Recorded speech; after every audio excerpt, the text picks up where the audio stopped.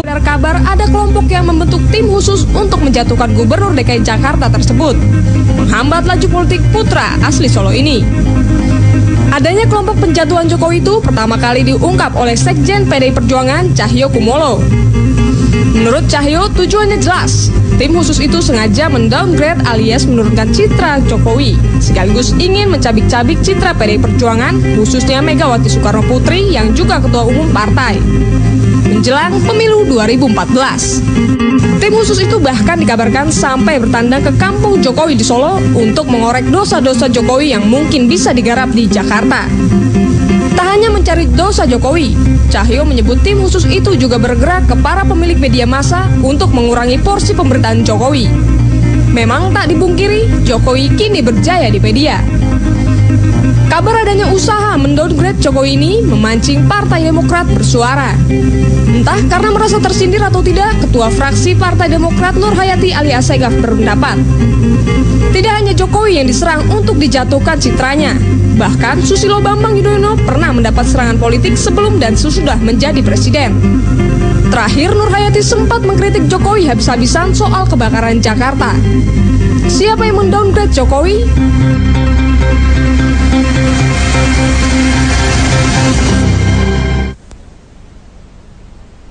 Iya, pemirsa, ini menarik begitu untuk melihat siapa yang ingin mendowngrade sosok Gubernur DKI Jakarta Joko Widodo. Dan pemirsa, mungkin saya akan tanya langsung ke Pak Hasto. Pak Hasto, ini ada pernyataan begitu ya dari Sekjen PDI Perjuangan sendiri yang mengatakan bahwa intelijen dari Partai Demokrasi Indonesia Perjuangan ini menyatakan bahwa memang ada pihak-pihak yang ingin mendowngrade sosok Joko Widodo. Ya, fakta-fakta itu bisa dirasakan, dan kalau kita lihat yang merasa terkena dengan pernyataan Pak Cahyo itu kemudian cenderung defense kan, membela diri. Sebenarnya dari Pak Cahyo, ketika saya tanya kepada Pak Cahyo terhadap pernyataan tersebut, Pak Cahyo juga mengingatkan agar memang ini demokrasi kita ini sudah terlanjur liberal, bahkan seringkali tanpa aturan dan kemudian berlangsung kompetisi dengan menggunakan segala macam cara. Pak Cahyo juga mengingatkan bahwa demokrasi yang kita bangun ini sebenarnya musyawarah mufakat. Bersaing boleh saja bersaing, tapi mari bersaing secara fair, dan kemudian janganlah gunakan berbagai macam upaya untuk mendowngrade seperti yang kita rasakan juga, yang kita temukan fakta-fakta di lapangan, itu juga upaya untuk mendowngrade Jokowi. Sehingga beberapa hal yang sebenarnya isunya itu sangat sederhana, dan ini juga penuh dengan aspek-aspek kemanusiaan. Misalnya contohnya berkaitan dengan upaya mengatasi kemacetan, terkait dengan kebijakan mengkritik terhadap mobil murah, itu kan kemudian ditanggapi juga secara politik, seolah-olah Jokowi mau melawan pemerintah pusat dan lain sebagainya. Situ. Pak Hasto, ini menarik betul kalau masalah kemacetan ini kan Jokowi juga sempat diserang begitu oleh Presiden Republik Indonesia Pak SBY begitu. Apakah tadi maksud mendowngrade ini serangan ke Partai Demokrat begitu dengan masalah ini? Ya, kalau kita lihat memang ini banyak ya. Kita hanya tidak bisa menyebut satu pihak saja. Ini ada beberapa pihak yang memang berkepentingan bagaimana agar Jokowi tidak menjadi suatu pesaing potensial lah pada tahun 2014 yang akan datang. Banyak kepentingan begitu, termasuk dari Partai Demokrat dan juga Gerindra, karena sosok Jokowi ini melawan dari Partai Demokrat Pak Prabowo sendiri juga sosok yang kuat begitu. Apakah dari Demokrat dan juga Gerindra ini yang menjadi lawan dan penyerang dari PDI Perjuangan? Ya, kita percaya bahwa antar partai satu dan partai lain pada dasarnya memang kita berkompetisi, tetapi dalam banyak hal kita ingin menempatkan kompetisi dalam suatu persaingan yang sehat juga. Sehingga kita memang tidak menuduh satu pihak, tetapi pernyataan yang kita sampaikan ini agar semua pihak betul-betul menjaga suatu transisi kepemimpinan yang sangat krusial ke depan. Jangan sampai politik menghalalkan segala cara dipakai lagi. Jangan sampai orang kemudian menggunakan KPU lagi, sehingga kemudian begitu belum selesai masa jabatannya direkrut oleh partai politik tertentu. Menarik. Misalnya. Saya ke Bang Ruhut. Bang Ruhut, ini menarik Bang Ruhut ya. Satu peluru tapi ini kena semua begitu ya, Demokrat dan juga Gerindra. Bang Ruhut dulu mungkin. Jadi saya hanya mengomentari begini. Tidak ada dari kami Partai Demokrat maksud daripada ucapan Mas Cahyokumolo, sahabat saya Sekjen Partai PDI Perjuangan, ya, nggak ada. Karena bagi kami siapapun dia, apalagi kalau sudah sukses dipilih oleh rakyat, kami harus, pesan Pak SBY, kita harus dukung. Kita harus jaga sampai selesai masa jabatannya. Tapi dari Partai Demokrat juga seperti Ibu Nur Hayati Assegaf begitu, ini berapa kali juga mengeluarkan statement yang menyerang sosok Joko Widodo. Saya rasa enggak, itu semua kritik membangun. Tapi ada pepatah, ya, mulutmu harimaumu. Oke. Apa Pak Jokowi merasa diserang? Apa dia lupa dengan janji-janji politik waktu dia calon gubernur? Dia berani memberi janji. Bedanya dengan Foke nggak memberi janji, karena Foke merasa dia pasti menang. Oke. Takut dia kasih janji. Sahabat saya Jokowi, dia kasih janji karena dia kira dia nggak menang. Oke, menarik Bang Rud. Artinya Pak Jokowi sendiri anti kritik begitu? Merasa dikritik? Saya ingin katakan, kalau kaitan Macat itu janji dia kok. Tidak menggusur itu janji dia kok. Tidak banjir itu janji dia kok. Bahkan tidak ngeong-ngeong, nggak dikawal foreigners, janji dia kok. Tapi semua sekarang dia langgar. Itu yang aku bilang, mulutmu harimau. Oke, menarik Pak Hasto, tanggapan. Ya, suatu janji kampanye menjadi komitmen tidak hanya bagi Pak Jokowi, bagi PD Perjuangan dan Gerindra yang memberikan dukungan pada Pak Jokowi, kita menjadi pendukungnya bagaimana agar janji itu dipenuhi. Cuma yang kita lihat seperti yang sampaikan Bang Ruhut tadi, persoalan kemacetan misalnya. Ini kan masa Pak Jokowi kan juga 1 tahun, tapi paling tidak ada satu arah. Kita melihat bagaimana upaya-upaya untuk memperbaiki MRT misalnya. Selama ini kan juga terhambat. Padahal kalau kita melihat sebenarnya apa yang terjadi di Jakarta juga tidak bisa terlepas dari pemerintah pusat. Tapi kalau disuruh tanggung jawab, Pak Jokowi akan tanggung jawab untuk memenuhi seluruh janji-janjinya di situ. Nah, tapi arahnya paling tidak kan sudah benar. Hanya saja memang ada berbagai policy yang berbeda. Contohnya ketika kita mau pemerintah DKI mau meremajakan angkutan umum seperti bis, itu kan meminta adanya suatu pemotongan pajak. Mengingat ini adalah public transportation ya. Tapi kemudian kan pemerintah pusat justru memberikan pembebasan PPNBM kepada mobil-mobil murah dengan alasan go green. Kan kira-kira seperti itu. Ini yang kemudian bertolak belakang dengan upaya menyelesaikan masalah itu. Iya, menarik Pak Hasto. Mungkin saya ke Pak Permadi dulu. Pak Permadi, ini banyak yang mengatakan bahwa statement begitu downgrade Jokowi sendiri merupakan statement mencari kambing hitam begitu dari PDI Perjuangan sendiri. Setuju Pak Permadi? Kalau menurut saya, bagi seorang politisi, apalagi yang sudah berada di atas, downgrade atau upgrade itu sebenarnya nggak usah dirisaukan. Jokowi sendiri pernah di downgrade ketika melawan Foke, sengaja dikecilkan surveinya, Foke sengaja dibesarkan, tapi faktanya Jokowi menang. Tapi setelah itu Jokowi juga di-upgrade juga oleh golongan-golongan tertentu. Menurut saya, minta maaf, Jokowi itu belum berpengalaman, belum menunjukkan prestasi, tapi tiba-tiba mencuat tinggi sekali, mengalahkan Mega, mengalahkan Prabowo dan lain sebagainya. Ya, ini kan ada juga upaya-upaya untuk mengupgrade, untuk menjatuhkan mental lawan politiknya.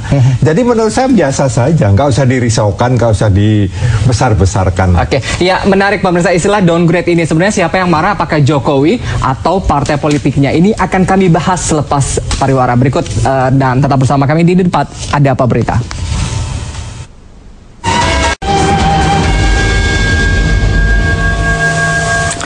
Iya, pemirsa, Anda kembali lagi bersama kami di Debat Ada Apa Berita, masih membahas siapa yang ingin mendowngrade Joko Widodo. Dan pemirsa, perang statement ini terus berlanjut begitu ya. Bahkan ini ada istilah begitu, sebenarnya yang marah ini Jokowi sendiri atau partai politiknya, Pak Hasto? Ya, kita tidak marah kan, apalagi Mas Sayo menyampaikannya juga dengan santun. Sekali lagi, ini transisi kepemimpinan ke depan itu harus kita kawal betul. Jangan sampai menciptakan persoalan-persoalan kegaduhan politik, bahkan kemudian ada yang menskenariokan juga sebagai suatu krisis konstitusi. Ada yang bilang bahwa justru ini justru bikin gaduh politik begitu. Tidak, karena kita mau mengingatkan, karena ini kan bersamaan ya. Ada persoalan terkait dengan DPT, ada persoalan terkait dengan Lemsanek yang dilibatkan. Bagaimana intelijen kemudian dilibatkan di situ. Kemudian yang ketiga itu juga kita melihat beberapa kebijakan-kebijakan Jokowi yang seharusnya itu sejalan dengan pemerintah pusat mendapatkan dukungan, tapi justru bertolak belakang di situ. Sehingga kemudian kita juga melihat dari Pak Cahyo menyampaikan dengan bukti, tapi tentu saja ini tidak dikaitkan dengan siapa yang dituduh oleh Pak Cahyo. Misalnya ada suatu tim khusus yang dikirim ke Solo, itu ada. Kan wali kotanya dari kami sekarang. Kalau begitu mereka yang memberikan suatu bukti-bukti kepada Pak Cahyo. Ini loh, tim udah mulai bergerak untuk mencari kelemahan-kelemahan dari Pak Jokowi. Seperti itu. Kalau bicara mengenai bukti-bukti Pak Permadi ini, saya tanya begitu, jangan-jangan ini timnya Pak Permadi gitu dari Gerindra sendiri yang mengirim tim ke Solo gitu untuk mencari sisi buruk dari Pak Jokowi. Saya kembali bertanya, siapa sih yang mencalonkan Jokowi jadi gubernur? Prabowo. Mega malah tidak. Mega itu tidak mencalonkan. Kalau itu harus koreksi Pak Permadi. Karena saat itu saya ditugaskan untuk mendampingi Ibu di Bali. Bagaimanapun juga itu suatu kerjasama, kita tidak saling klaim ya. Tetapi itu merupakan suatu proses kerjasama antara PDI Perjuangan dengan Gerindra. Karena apa? 15% syarat untuk mencalonkan tidak terpenuhi. Nah sehingga kita mencari siapa. Saya menjadi saksinya karena saya juga di Bali mendampingi Ibu Ketua Umum. Itu hari Minggu kita putuskan, kami ada rapat kerja daerah saat itu, di mana dalam rapat kerja daerah PDI Perjuangan diputuskanlah itu dalam rakerda, dan kemudian dari situlah Ibu kemudian menugaskan siapa yang untuk menjadi wakilnya dari Pak Jokowi. Disitulah proses untuk mencari kerjasama dengan partai politik lain dicari. Oke, menarik Pak Permadi, dilanjutkan. Tapi memang tidak bisa disangkal peran Prabowo dalam mencalonkan Jokowi sangat besar. Bagaimana Prabowo mendorong Ibu Mega supaya Jokowi yang dicalonkan. Kemudian Prabowo mencalonkan Ahok sebagai wakil gubernur. Dan yang membiayai kampanye pun Prabowo lebih banyak saya kira dan Pak Hashim. Kalau itu harus dikoreksi Pak, itu harus diaudit ya. Kita nggak pernah klaim ya namanya pembiayaan itu secara gotong royong ya. Sebagai suatu spirit kepartaian ya Pak Permadi, saya yakin juga tahu bagaimana spirit gotong royong di internal PDI Perjuangan ya. Sehingga untuk mencalonkan gotong royong terbesar, pembiayaan terbesar adalah dari rakyat itu sendiri, bukan dari orang per orang. Oke, Pak Permadi, Pak Prabowo merasa ditinggalkan begitu melihat sekarang sosok Jokowi begitu populer begitu dengan elektabilitas yang begitu tinggi? Oh tidak, Prabowo saya kira legowo ya, karena memang dia usung ya, silakan kalau mau menyalip saya. Cuma sekali lagi saya katakan ada upaya-upaya bukan mendowngrade tapi justru mengupgrade Jokowi. Ya, ada lihat seperti itu. Oke, Bang Rod. Lucu pertanyaan. Apa Prabowo merasa ditinggalkan? Enggak loh. Pak Prabowo itu calon presiden. Sekarang yang merasa ditinggalkan itu Jokowi. Dia merasa ditinggalkan oleh PDI Perjuangan. Kenapa? Nyatanya kan sampai sekarang belum diputuskan calon presiden. Masih Ibu Mega atau Puan. Dia yang merasa ditinggalkan. Kalau Prabowo bagus kok. Kalau begitu saya ke Pak Adi Masardi begitu. Yang Anda lihat sebenarnya ini bukan downgrade begitu ya, justru upgrade dari Jokowi sendiri, melihat tadi memang Jokowi sendiri belum dideklarasikan begitu untuk menjadi capres di Pilpres 2014. Saya kira begini, Jokowi ini tokoh fenomenal. Kenapa fenomenal? Karena dia muncul di antara para penyelenggara negara yang busuk, yang korup, yang pembohong. Semua hampir ya, saya bilang 90% penyelenggara negara pembohong. Di televisi bilang tidak menerima uang, faktanya kemudian KPK menangkap. Ya, tidak korupsi, nyatanya korupsi. Nyatanya tidak minta uang ke SKK Migas, ternyata kemudian terbukti. Temannya sendiri yang ngomong.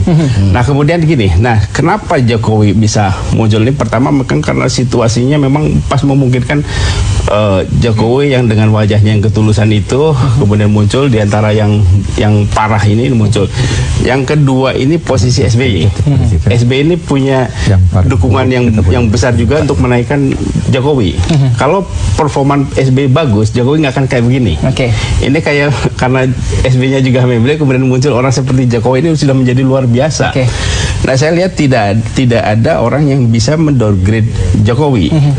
Nah, kalau ada yang mendowngrade Jokowi kemudian mendiskriminasikan dia, pasti masyarakat yang marah. Masyarakat marah kenapa? Ini kan orang tulus, orang baik dari Solo mau bekerja di sini. Tidak ada tanda-tanda dia mau korupsi.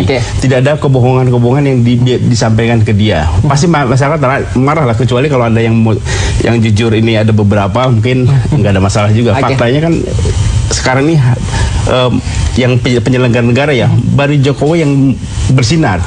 Menarik. Bang Rod, ini tadi dikatakan begitu ya, maaf kata tadi Pak SBY dibilang cenderung nilainya memble begitu, termasuk mungkin kalau bicara mengenai Pak SBY sendiri ini kan identik dengan Partai Demokrat begitu.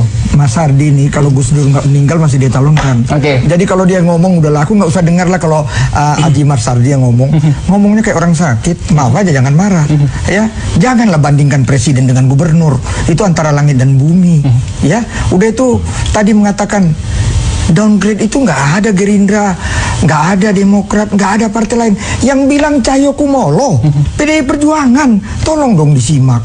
Ya, dia yang bilang, dia yang guilty feeling. Jangan-jangan Anda juga merasa bahwa ini strategi untuk upgrade tadi, setuju dengan Pak Permadi? Oh iya, kalau itu saya setuju sama sahabat saya, guru saya Pak Permadi. Jadi Jokowi kalau mau maju harus di-upgrade. Pak Adi, tanggapannya tadi. Saya kira ini clear ya, bahwa Cahyo merasa Jokowi di-downgrade itu nggak ada masalah, tapi Jokowi ini sendiri tidak bisa di-downgrade. Tidak akan bisa di-downgrade, percaya saya. Sama dengan seperti waktu SBY naik 2004. orang mencoba mendowngrade kan nggak bisa ketika rakyat cinta dan berharap ini orang ini bisa memperbaiki. Nah, tapi ketika tidak dan kemudian lebih banyak bohongnya dibandingkan kenyataannya, orang ditinggalkan. Nah, sekarang ini kan kita lihat aja nanti Luhut menyebut nama Gus Dur. Kita lihat nah, setelah lengser ini siapa yang lebih harum namanya, Gus Dur atau SBY? SBY dong, pasti SBY. SBY dong. Kenapa dia 2 periode? Gus Dur nyatanya digulingkan oleh PDI Perjuangan. Itu fakta sejarah. Saya nggak mau ngomong kalau nggak sejarah kok. Itu faktanya kok. Nggak sedih, nggak nangis lihat Pak Gus Dur, presiden yang kita hormati, seorang negarawan harus pakai kolor di depan istana. Sedih, nangis aku. Aku idola dengan Gus Dur. Jadi kaget aku juru bicara kok udah mulai nggak idola lagi sama Gus Dur. Saya idola dengan Gus Dur. Iya Pak Barbari, Anda setuju dengan statement dari Bang Ruhut begitu tadi katakan bahwa ini merupakan strategi upgrade sendiri dari PDI Perjuangan begitu. Ya. Jadi memang ini saya tidak mengatakan PDI Perjuangan. Ada kelompok-kelompok, banyak kelompok yang mengupgrade. Kita harus tahu ya bahwa Jokowi ini minta maaf, belum apa-apa, baru datang dari Solo, kemudian terpilih, belum berhasil dalam banyak program-programnya dia dan lain sebagainya. Dan sekarang kalau ada orang mencari kesalahan di Solo, memang dia banyak melakukan kesalahan di Solo. Kalau tadi banyak pihak begitu Anda katakan, apakah ini bisa dikatakan tadi Jokowi sebagai media darling begitu, pihak-pihak yang mengupgrade sendiri adalah masyarakat begitu? Bukan masyarakat, kelompok tertentu. Siapa itu? Saya melihat antara lain yang tidak suka pada Prabowo. Ini untuk mengejutkan Prabowo, untuk menjadikan mental Prabowo jatuh dan lain. Sehingga kader-kader Gerindra terpancing. Ada yang mengatakan jangan calonkan Jokowi jadi presiden. Wah, itu menurut saya salah sekali. Hak partai untuk mencalonkan siapa saja. Tapi terlepas daripada apa-apa, Jokowi itu belum tentu dicalonkan oleh PDI Perjuangan. Pak pemirsa, ini menarik gitu ya, downgrade atau upgrade, siapa yang menyerang siapa? Ini debat masih akan kami lanjutkan, tetap bersama kami di Debat Ada Apa Berita.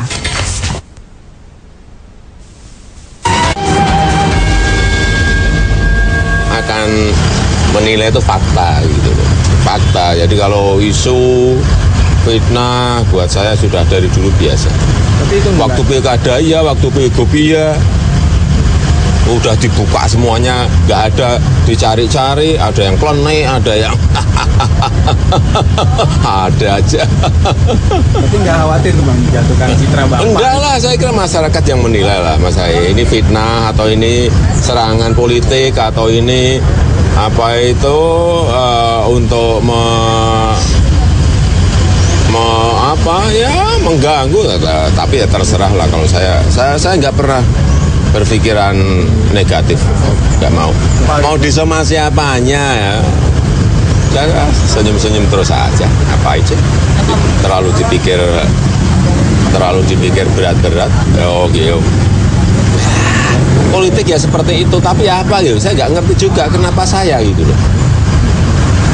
Pada 2015 ya, dikabarkan mau naik, nggak tahu kenapa saya gitu loh. Saya udah bilang bolak-balik tidak copras-capres, nggak pernah mikir copras-capres, nggak mikir surprise, udah saya sampaikan bolak-balik. Saya sekarang tetap konsentrasi di kerja, ini hujan udah turun kayak gini ya, konsentrasi menyelesaikan pekerjaan yang belum selesai, terus agar nanti realisasi anggaran bisa. Iya, pemirsa, debat kami lanjutkan. Bang Ruhut, ini terlihat tadi ya tanggapan dari Pak Jokowi begitu tulus, begitu tidak takut untuk dijadikan musuh bersama. Tanggapannya? Udah aku bilang, 5 tahun dia jadi gubernur kami harus jaga. Karena Pak SBY ngajarkan kami siap menang, siap kalah. Saya sama Jokowi bersahabat. Kemarin terakhir kawinan anak Pak Luhut. Kita biasa ketemu cipika-cipiki. Pak Jokowi ya namanya politik, saya mengkritik Anda. Oh nggak apa-apa Bang. Dia memang betul seperti ngomongnya tadi. Jadi nggak ada masalah kok. Ini orang lain aja yang gimana. Saya jaga kok Jokowi itu. Dia mesti sesuai dengan jabatannya, kita harus dukung. Kalau nanti di setengah jalan mau apapun, taunya dia menang di sana, kita dukung kok. Oke, menarik. Mungkin saya ke Pak Adi. Pak Adi, Anda melihat begitu bahwa Demokrat sendiri ikut memberikan dukungan begitu terhadap elektabilitas tapi dan saya kira begini, faktanya ya, fakta yang kami catat, teman-teman catat, kalangan gerakan masyarakat sipil catat bahwa fraksi Demokrat di DPRD pernah mencoba berusaha untuk melakukan interpelasi untuk kasus kartu sehat itu. Kemudian kita ingatkan teman-teman civil society, masyarakat ingatkan, lo kan juga nggak benar. Kemudian karena ini juga masih baru, kemudian ada reaksi masyarakat, kemudian hilang tiba-tiba isu itu. Kemudian SBY juga against Jokowi soal lalu lintas. kemudian kita bilang nih SBY cari masalah nih, dan dia mendapatkannya.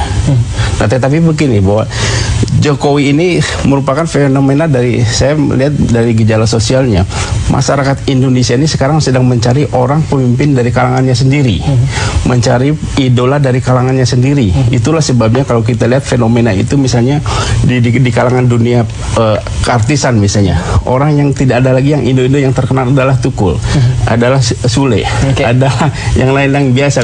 Di Ustadz di Islam juga Ustadz Maulana, yang orang yang sangat biasa. Dan ini kepemimpinan juga muncul Jokowi. Jadi sudah ingin dari golongannya sendiri, enggak dari yang tipu-tipu, yang pencitraan begitu. Dan saya kira itulah sebabnya saya yakin bahwa apapun Jokowi jadi presiden atau tidak jadi presiden, dia akan tetap menjadi idola. Menarik. Ini menarik gitu. Mungkin saya ke Pak Permadi. Pak Permadi, ini kalau bicara mengenai tipu-tipu gitu, sebenarnya yang berbohong ini begitu, ini siapa sih begitu? Saya kok segen komentari. Sekarang kuncinya itu pada Ibu Mega. Ibu Mega itu, saya waktu menjadi anggota DPR mewakili fraksi PDI Perjuangan, itu orang yang sangat hati-hati, sangat perhitungan. Jadi biarpun kader-kadernya mendorong Jokowi jadi calon presiden, Ibu Mega belum tahu kalau belum yakin bahwa Jokowi bisa menjadi calon presiden. Sebaliknya Jokowi sudah benar. Sebaiknya Jokowi jangan GR lah, jangan gegedan rumangsan. Untuk karena nilainya sudah tinggi. Ingat kasus Voke, berapa puluh persen dia di atas Jokowi. Faktanya kalah. Jadi hal ini ada permainan politik untuk mengupgrade maupun mendowngrade. Menurut saya kalau politisi sudah tingkat tinggi, biasa kok dihantam. Semakin tinggi pohon, semakin goyangannya keras. Mungkin saya ke Pak Hasto begitu. Pak Hasto, ini dibilang Pak Permadi bahwa Jokowi ini terkesan GR begitu. Ini jangan-jangan testing the waternya dari Jokowi sendiri untuk melihat apakah Jokowi sekarang elektabilitas dan juga populernya masih tinggi begitu sejauh ini. Ya, kalau Pak Jokowi kan orangnya rendah hati ya. Jadi dia orang kerja, dia orang yang turun ke lapangan, dan orang yang tidak suka pencitraan sebenarnya, tidak suka segala sesuatunya dibuat. Dan jelas apa yang disampaikan Pak Jokowi tidak perlu belajar dari Inggris lah, gerakan tangannya itu. Jadi apa adanya Pak Jokowi, sehingga dalam konteks itu nggak ada juga rasa GR, merasa dirinya hebat ya. Saya pikir Pak Jokowi sebagai kader partai siap ditugaskan dalam posisi apapun. Nah, justru dari Ibu Mega sendiri, seperti yang Pak Permadi sampaikan, Ibu Mega juga mengingatkan pada saat peluncuran buku Pak Sabam Sirait, bahwa yang susah di Republik ini adalah menjadi pemimpin. Kalau menjadi presiden gampang, dan jangan kemudian menjadi presiden baru belajar menjadi pemimpin. Itu yang kita sebenarnya tidak berkeinginan. Nah, apalagi lihat persoalan-persoalan yang cukup berat. Sekali lagi yang dikatakan oleh Pak Cahyokumolo, ini satu rangkaian. Satu rangkaian bahwa pemilu 2014 ke depan itu masa-masa yang sangat krusial. Dan kita lihat sampai sekarang, kalau kita lihat masalah MK-nya, ada persoalan sebagai benteng demokrasi. Ada persoalan Lemsanet yang mau dilegalkan, intelijen mau dilibatkan di situ. Ada persoalan DPT yang tahun 2009 saya menyatakan DPT sebagai alat pemenangan. Itu terjadi. Ada persoalan juga yang berkaitan dengan IT-nya. Nah, ini kan menjadi suatu persoalan yang faktanya ada di depan mata. Pak Hasto, tadi dikatakan Bang Ruhut begitu ya, bahwa nggak apple to apple gitu membandingkan gubernur dengan presiden begitu. Bahkan Jokowi terkesan di sini anti kritik juga. Ya, kalau tradisi kami itu namanya kritik otokritik, itu sebagai bagian dari dialektika untuk memperbaiki agar partai atau kebijakan kader kami berada pada relnya, sehingga nggak ada masalah. Pak Ruhut mengkritik kami, kita terbuka terhadap kritik-kritik tersebut, nggak ada persoalan. Tapi untuk membandingkan, ya memang rakyat pada akhirnya tahu pemimpin mana yang sebenarnya bekerja untuk rakyat. Nah, ketika ada orang yang bekerja dan kemudian justru dikritik, contoh yang sederhana juga ketika bekerja mencari lurah yang sebaik-baiknya sesuai dengan kompetensinya melalui fit and proper, kemudian ditempatkan dan kemudian ada keberatan hanya karena persoalan yang sebenarnya bagi bangsa ini sudah selesai, maka partai membela. Kita membela ketika ada persoalan terkait dengan Lurah Lenteng Agung misalnya, kita bela karena prinsip kebangsaan itu atas dasar kesetaraan warga negara. Tapi yang kami heran justru Menteri Dalam Negerinya malah kemudian tidak membela. Ini jangan-jangan khawatir begitu ya Pak Hasto begitu, kalau misalnya elektabilitas dan juga popularitas dari Jokowi menurun, ini kan juga membawa pengaruh ke partai politik, sehingga partai politik ini termasuk Pak Cahyokumolo ini berkomentar tentang downgrade ini.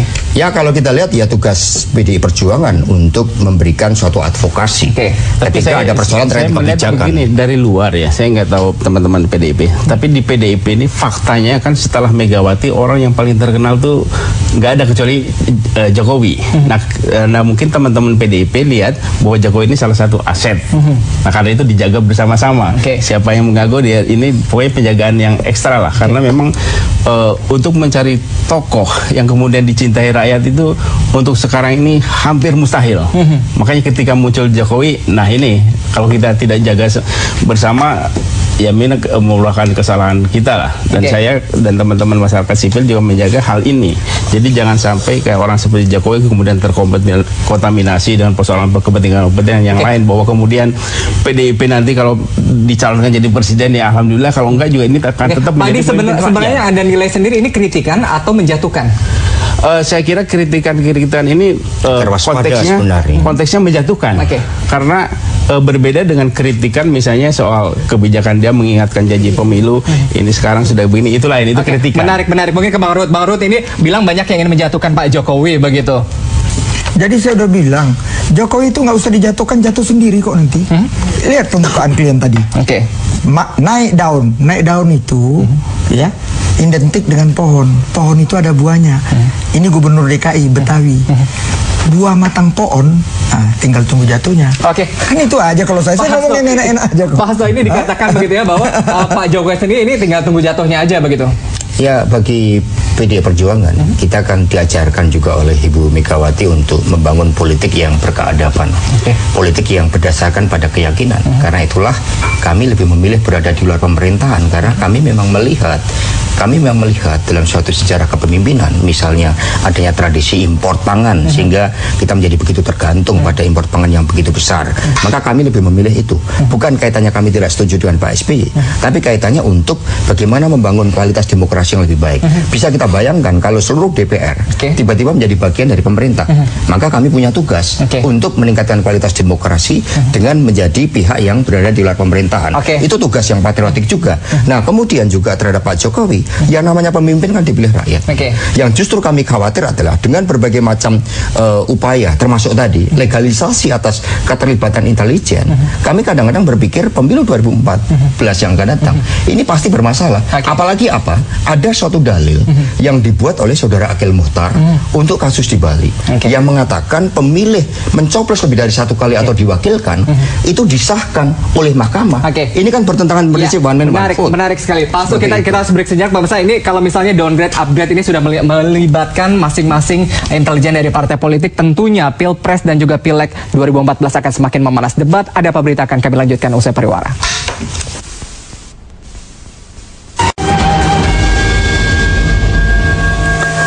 Iya, pemirsa, balik lagi di debat ada apa berita, dan ini masih kami lanjutkan. Ini siapa yang mendowngrade dan juga siapa yang mengupgrade.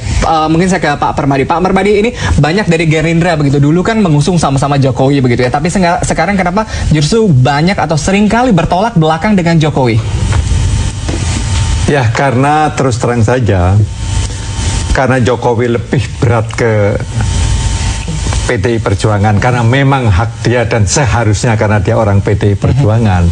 Tetapi orang Gerindra juga tahu sejarahnya. Mungkin yang dikatakan Mas Hasto benar, tapi orang Gerindra juga tahu persis bagaimana sejarah Prabowo ngusung Jokowi, bagaimana membiayai kampanye dan lain-lain. Itu semua orang Gerindra tahu. Sehingga melihat sikap Jokowi yang begitu, ada ketidaksenangan. Merasa Jokowi kacang lupa kulitnya begitu? Kira-kira demikianlah, kira-kira. Pak Hasto. Saya justru agak khawatir ya kalau dalam pemilu yang seharusnya itu rakyat berdaulat untuk memilih dan rakyat yang menjadi hakim tertinggi, kemudian diklaim dari investasi kapitalnya. Sehingga kalau tadi pernyataan Pak Permadi tadi benar, berarti Pak Prabowo itu berpolitik karena investasi kapital. Karena saya sudah menyumbang terbanyak besar, katakanlah seperti itu tadi Pak Permadi, maka saya berhak untuk mengendalikan Jokowi. Ini akan berbahaya. Oh maaf, sama sekali tidak ada keinginan seperti itu kalau klaimnya seperti itu. Pak Permadi. Ya, sama sekali tidak ada keinginan untuk mengendalikan. Bahkan Prabowo menyerahkan kok. Saya ingat ya, ketika 2009 Prabowo bersedia menjadi wakil presiden, calon wakil presiden. Pada waktu kampanye, Prabowo mengatakan, saya hanya bersedia jadi presiden. Itu diucapkan di mana-mana.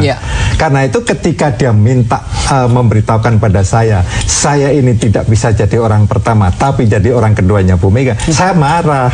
Anda jangan mengingkari ini. Tapi apa kata Prabowo? Saya terharu terus terang saja. Dia menyalahkan saya. Siapa yang menamakan saya Soekarno kecil? Saya katakan saya. Siapa yang mengharuskan saya menghargai keluarga Bung Karno? Saya. Nah, kenapa ketika saya mau melaksanakan Mas Permadi malah tidak mengizinkan? Loh, masalahnya tidak begitu. Nah, kemudian Prabowo menjelaskan bagaimana dia menghargai dan menghormati Ibu Mega. Kalau dia tidak mau jadi wakil presiden, anak Soekarno ini tidak bisa mencalonkan. Tidak bisa, karena tidak ada tidak kurang. Artinya Gerindra tidak mau untuk kedua kalinya begitu ya, mundur begitu menjadi cawapres begitu. Oh, saya kira tidak. Ini kesempatan terakhir dari Mas Prabowo untuk jadi presiden atau tidak. Oke, Anda bisa putuskan begitu bahwa terlihat nanti tidak akan ada koalisi begitu di Pilpres dan juga Pileg 2014, bahwa Gerindra akan bersanding dengan PDI Perjuangan. Kemungkinan besar terjadi. Karena yang penting kan pemilihan legislatif dulu. Kita belum tahu hasilnya berapa. Karena itu Megawati belum pernah menyatakan calon presiden siapa, dan Prabowo belum pernah menyatakan wakil presidennya siapa. Menarik Pak Hasto, ini banyak yang mengungkit-ungkit perjanjian batu tulis begitu. Ya, kalau kita lihat ya, Ibu Megawati tidak mungkin punya suatu hasrat sekedar menjadi presiden dan kemudian mempertaruhkan segalanya seperti yang disampaikan oleh Pak Permadi. Di dalam batu tulis saat itu Ibu sampai menyatakan ya udah, tidak menjadi calon presiden juga tidak menjadi suatu persoalan. Ketika ada suatu proses yang namanya kerjasama, itu kan sama-sama. Kita punya gambaran ideal tentang bangsa ini. Bagaimana kita mengoreksi suatu sistem ekonomi kita yang neolib menjadi ekonomi kerakyatan. Bagaimana kita menjadikan ide gagasan Bung Karno menjadi haluan dari negara. Saya pikir itu yang menjadi suatu dasar ketika Ibu sama Pak Prabowo bertemu. Tapi ternyata dari Pak Permadi tadi kan suatu kalkulasi kekuasaan, pembagian menterinya, dan kemudian tadi dikatakan untuk bahkan Pak Prabowo pun ini karena menjaga suatu putri dari Bung Karno. Sehingga kemudian dari situ kemudian dari aspek yang diminta itu melebihi dari porsinya. Yang kelihatan seperti itu, seolah ada perjanjian yang melampaui batas waktu dari kewenangan yang diberikan partai dalam periodisasi 5 tahun Kongres. Itu yang menjadi persoalan. Apakah Mas Hasto sudah baca isi perjanjian? Saya membaca dari Pak Theo Safei almarhum saat itu. Ada tidak kata-kata Mega? Ada. Oh jelas. Saya juga baca di atas meter. Tidak ada. Bapak yang baca dari siapa? Jelas. Saya juga baca di situ. Saya baca. Makanya dalam konteks seperti ini, Pak, sekarang terlepas dari hal itu, Pak, menjadi seorang presiden atau calon presiden itu dukungan dari rakyat. Bukan suatu klaim untuk karena suatu dukungan dari pihak-pihak masalah presiden, tapi adalah perjanjian. Perjanjian itu ditulis di atas kertas putih. Iya, Pak Permadi tahu bagaimana Ibu Megawati mengambil keputusan. Bagaimana beliau itu taat pada mekanisme. Bagaimana satu ranah partai itu periodisasinya 5 tahun dan kerjasama. Ini namanya kerjasama, bukan koalisi. Karena ini hitungannya tadi detail sekali kan. Koalisi, kerjasama itu ditujukan adalah untuk memenangkan pemilu presiden. Menarik Pak Permadi. Kan dinilai bahwa Gerindra faktanya Pak, ternyata Pak Prabowo setengah hati juga kan. Dalam perjanjian itu jelas Pak, tertulis. Faktanya Pak, sebentar, Pak Prabowo tadi kan setengah hati juga. Harusnya saya calon presiden, kenapa saya menjadi calon wakil presiden? Maka setengah hati kampanyenya. Kan seperti itu yang Pak Permadi tadi ceritakan. Menarik. Jadi dalam perjanjian itu ada memang pembagian kerja, Mega presiden, Prabowo wakil presiden. Nah, kalau pembagian kerja saya sependapat. Memang ada kalau di situ ada suatu kementerian itu ada. Ya itu ada, tapi kalau kemudian ada kata-kata tahun 2014 Mega akan mencalonkan Prabowo sebagai calon presiden. Itu saya baca di perjanjian itu dengan suatu kondisi, Pak. Perjuangan kita di dalam mengabdi pada bangsa dan negara ini berhasil. Tapi ternyata Pak Prabowo tadi setengah hati seperti Pak bilang. Karena harus sosok menjadi capres. Ternyata menjadi cawapres. Dilihat juga hasil pemilu legislatifnya, Pak. Justru ada proporsionalnya, Pak. Sebentar Pak Permadi. Prabowo ragu-ragu. Tapi Pak Prabowo menjadi wapres itu juga suatu posisi kehormatan. Pengorbanan dia karena dia sangat mengidolakan Bung Karno. Kalau putri Bung Karno tidak didampingi Prabowo, tidak bisa mencalonkan. Gimana mau berkorban urusan Jokowi aja diungkit-ungkit juga yang sama. Kalau nggak ada Pak Prabowo, Pak Jokowi nggak akan menjadi calon gubernur. Gimana seperti itu? Fakta kok. Ini kalkulasi pragmatis. Saya heran Pak Permadi menjadi seperti ini yang mengaku penyambung lidah Bung Karno. Fakta. Itu saya jadi heran. Penyambung lidah Bung Karno motif itu apa di situ? menyatakan fakta. Faktanya bagaimana? Saya juga faktanya siapa yang dicalonkan Ibu Mega dalam masalah gubernur? Baik, mungkin ke sebelumnya. Bukan. Iya, Bapak saya di dalam DPP, Pak. Bapak ini analisis dari luar. Coba pakai ilmu supranatural aja, Pak. Bukan. Coba Bapak pakai ilmu dukunnya dulu lah. Iya, mungkin jadi begini. Statement saya bagi partai kami, karena dari tadi ini ngomong rakyat, suara rakyat itu suara Tuhan. Ke depan tegas Ketua Umum kami yang juga pendiri, penggagas pendiri partai untuk menghadapi 2014 ini, baik itu legislatif tanggal 9 April dan juga Pilpres.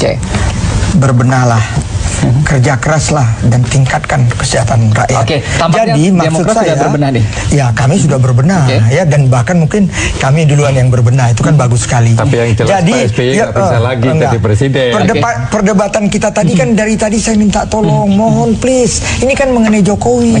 Jadi jangan Megawati sama Prabowo, jangan bos, kita ditonton rakyat. Jadi yang saya mau katakan, malu juga kita. Ingat nggak tadi awal saya selalu kalau debat saya lihat awalnya Jokowi 21%, Pak Prabowo belasan persen, Ibu belasan persen. Tapi lupa salah satu media yang sangat akurat dan independen, Harian Kompas. Apapun yang namanya Pak SBY, presiden kita, walaupun memang beliau bukan untuk maju calon presiden, tapi mencalonkan orang. Beliau itu pollingnya masih 58,7, Kompas. Jadi masih jauh. Maksud saya, berdebatlah kalian, tapi saya punya keyakinan siapapun yang keluar dari ucapan Pak SBY nanti calon presiden, insya Allah nanti dari konvensi kami, itulah yang menjadi presiden. Supranatural Pak Permadi setuju. Tidak. Demokrat akan merosot. Itu kan kata Pak Prabowo. Dari dulu dia bilang gitu. Tapi kita naik terus ke puncak gunung. Iya, pemirsa, ini menarik begitu ya, terkait dengan upgrade dan juga downgrade. Sebenarnya siapa akan merosot dan siapa yang akan naik di Pilpres 2014? Selengkapnya debat ada Pak Berita akan kembali usai pariwara.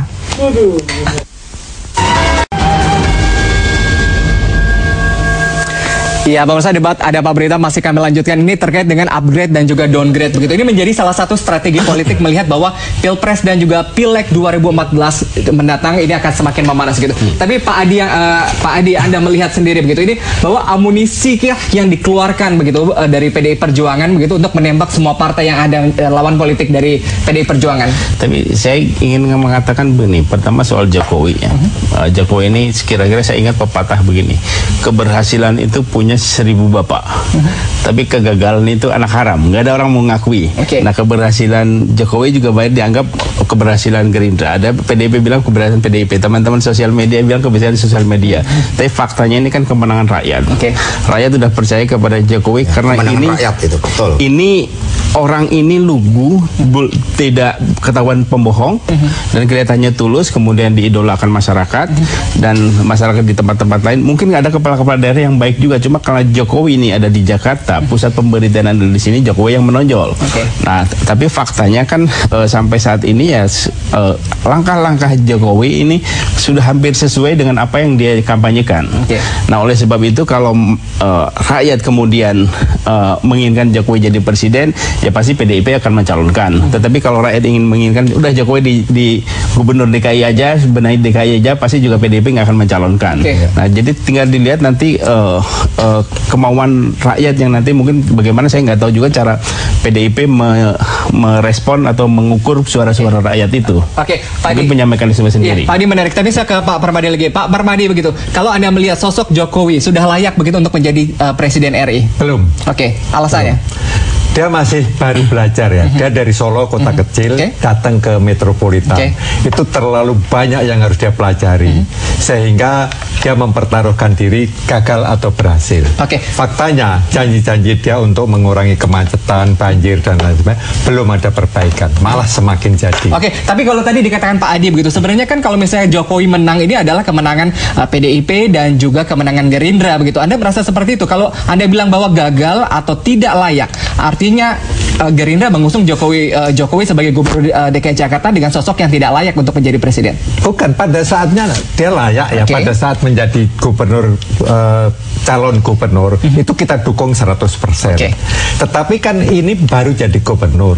Kemudian bagaimana selanjutnya kerjanya dan itu yang harus mendapat evaluasi, dan evaluasi itu belum menunjukkan hal-hal yang berhasil. Tapi khusus soal ini, saya ingin menjelaskan soal janji mengurai kemacetan. Nah, memang pada tahun pertama kan memang ada kesulitan, tapi langkah-langkahnya itu sudah benar, sudah dia bikin MRT, dia bikin rencana monorail yang juga perkembangannya perlu waktu, tapi langkahnya itu sudah benar. Tapi Pak Hasto tadi dikatakan begitu bahwa Pak Jokowi sendiri begitu, meskipun elektabilitas populer begitu, tapi ini masih belum layak lah menurut versi Gerindra untuk menjadi capres ya, Pak Permadi. Bukan versi Gerindra, versi Pak Permadi. Ya, itu hak Permadi untuk memberikan suatu penilaian dari Pak Permadi. Cuma menjadi pemimpin bagi bangsa ini yang sekarang diperlukan oleh rakyat adalah pemimpin yang tampil apa adanya. Pemimpin yang menyelesaikan masalah rakyat dengan turun langsung di lapangan, pemimpin yang tidak dicitrakan, dibuat-buat, dan itulah Pak Jokowi merupakan suatu antitesa menurut saya dari kepemimpinan Presiden SBY itu sendiri. Menarik begitu, artinya Pak Hasto tidak ada yang bisa menandingi sosok Joko Widodo sekarang ini. Ya, kita nggak boleh takabur juga. Namanya kedaulatan rakyat itu rakyatlah yang menentukan. Mereka yang menjadi hakim terbaik. Tetapi yang jelas bagi PD Perjuangan saat ini, karena saat itu kami telah mencalonkan Pak Jokowi sebagaimana dulu di Solo, maka kami konsisten. Kami fraksi full membela Pak Jokowi. Bahkan ketika Pak Jokowi masalah, Pak Ahok ada masalah, kami membela. Kami membela karena kesatu paduan kepemimpinan ini sangat penting. Pak Hasto, menarik. Mungkin saya ke Bang Ruhut sendiri. Ini bisa dikatakan begitu bahwa sampai sejauh ini tidak ada yang bisa menandingi sosok Joko Widodo begitu. Bang Ruhut setuju? Jadi saya ingin apa gunanya konvensi Partai Demokrat? Baik Pak Hasto, sahabat saya Adi Masardi, kalau Jokowi maju calon presiden itu bukan rakyat, tapi Ibu Megawati. Ya, kuncinya di Ibu Megawati. Ya, karena itu berdoalah biar Ibu Megawati mendukung dia. Tapi saya ingatkan, ya, istimewa buat Pak Hasto, tetaplah Ibu Mega itu seorang wanita. Dan dia wanita, sebagai tokoh wanita, dia berhasil menyaingi lelaki. Ibu negara jelas memuji hal ini. Ya, Ibu Ani Yudhoyono, diakui itu. Tetapi apa lupa Pak Hasto peristiwa kemarin waktu Rakernas? Bagaimana? Bukan hanya Ibu Megawati terkaget-kaget, Puan juga langsung copot itu, copot. Apa itu? Megawati no, Jokowi yes. Tolong, siapapun pendukung Jokowi, jaga hati yang paling dalam dari Ibu Megawati. Dia jadi orang karena Ibu Megawati kok. Karena PD Perjuangan. Artinya downgrade ataupun upgrade sendiri ini tidak berpengaruh begitu. Kalau misalnya ujung-ujungnya sendiri nanti PDI Perjuangan tidak mencalonkan Joko Widodo di Pilpres 2014. Pesan utama yang disampaikan oleh Pak Sekjen ya adalah mari kita bangun suatu politik yang berkebudayaan, politik yang jangan saling menjatuhkan, apalagi menerapkan politik menghalalkan segala macam cara karena ambisi kekuasaan. Sehingga kalau kita harus melihat secara objektif, contoh sederhana, masalah kemacetan. Ini kan tidak mampu diore sekian lama. Masalah banjir, ini waduk 30 tahun nggak ada yang ngeruk waduk. Nah, sehingga dalam konteks seperti itu, mari kita lihat persoalan secara objektif dan cuma memberikan dukungan karena ingin menyelesaikan masalah rakyat. Demikian pula tadi, sekali lagi yang kami katakan, jangan gunakan kekuasaan untuk kemudian katakanlah mengirim tim khusus untuk melakukan suatu audit, mencari kelemahan. Ini mosok nggak ada kelemahan dari Pak Jokowi, maka dicari-carilah. Nah, cara-cara seperti itu, nah sebaiknya dihindarkan. Kita siap, mari berkompetisi. Kita juga menyadari kami masih ada kekurangan, Pak Jokowi juga ada kekurangan, tapi mari kekurangan kita perbaiki bersama-sama. Jadi menarik itu bangsa. Jadi Pak Jokowi itu baru 1 tahun. Marilah kita belajar, belajar. Mengatakan seseorang itu sukses. Setelah 5 tahun masa jabatannya selesai. Pak Tadi mengatakan gagal tadi. Pak Prabowo tadi mengatakan gagal. Ya, setelah 5 tahun. Ini kan belum 5 tahun. Mungkin sedikit terakhir. Pak Permadi, tadi mengatakan gagal. Setahun kok udah dipuji-puji. Terus terang saya mendukung pernyataan Anda bahwa pemilihan umum dan pemilihan presiden makin panas. Saya mengatakan pemilihan legislatif akan kacau balau. DPT dan lain sebagainya akan kacau balau. Tapi saya yakin pemilihan presiden akan batal. Tidak terjadi. Iya, pemirsa, masalah upgrade dan juga downgrade ini akan pastinya begitu ya. Setiap tokoh nanti, setiap figur yang akan ditampilkan akan merasakan bagaimana di upgrade, kemudian juga bagaimana merasakan di downgrade sendiri. Ini kami serahkan kembali ke masing-masing tokoh dan juga partai politik untuk menerima kritikan. Apakah ini kritikan yang membangun atau justru menjatuhkan? Dan penilaiannya kami serahkan kepada Anda pemirsa. Dan demikian debat Ada Apa Berita. Saya Dam Lubis pamit. Terima kasih. Sampai jumpa.